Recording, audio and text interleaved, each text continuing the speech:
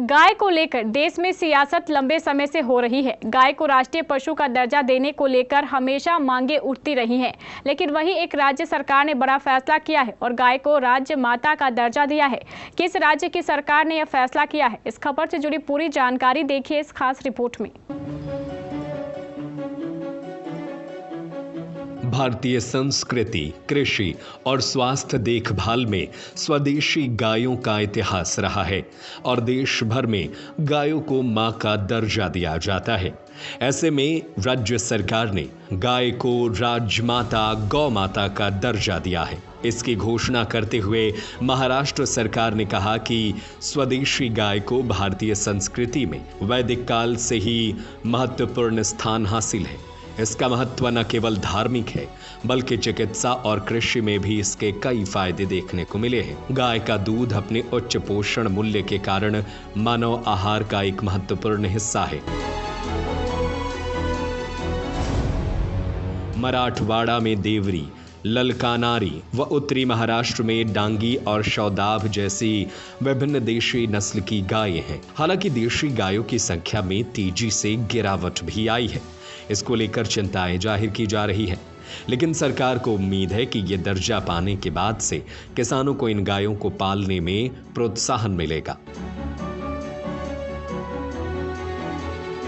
यह घोषणा महाराष्ट्र की राज्यपाल सीपी राधाकृष्णन की ओर से हस्ताक्षरित एक सरकारी आदेश के जरिए की गई। इसमें कहा गया, गाय प्राचीन काल से ही मानव जीवन का एक महत्वपूर्ण हिस्सा रही है। प्राचीन काल से गाय को मानवता के रूप में कामधेनु का नाम दिया गया। इसका ऐतिहासिक, वैज्ञानिक और आध्यात्मिक महत्व है। हमें पूरे देश में गायों की विभिन्न नस्लें मिलती हैं, लेकिन देशी गायों की संख्या तेजी से कम हो रही है।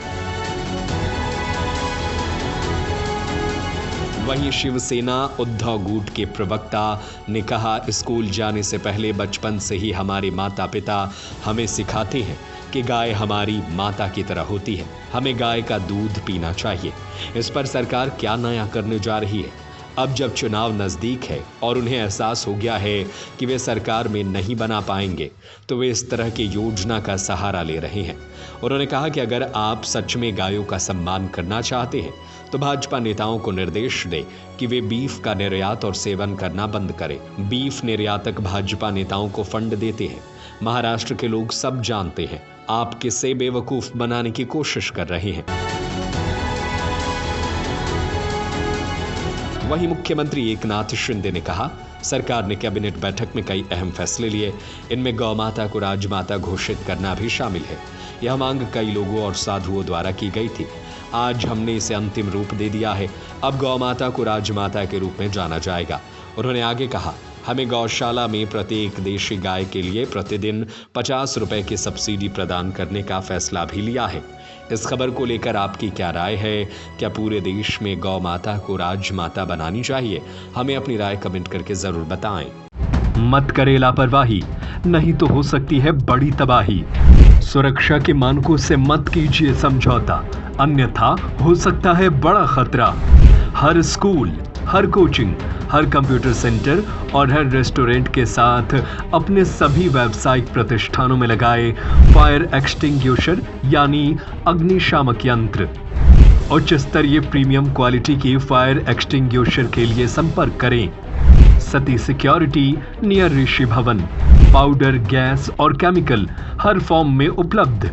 स्टैंडर्ड क्वालिटी भी और प्रीमियम क्वालिटी भी। सती सिक्योरिटी नियर ऋषि भवन, बड़ा बाजार, Katihar. Phone number 064 52 24 25 73। Mobile number 9297 979709।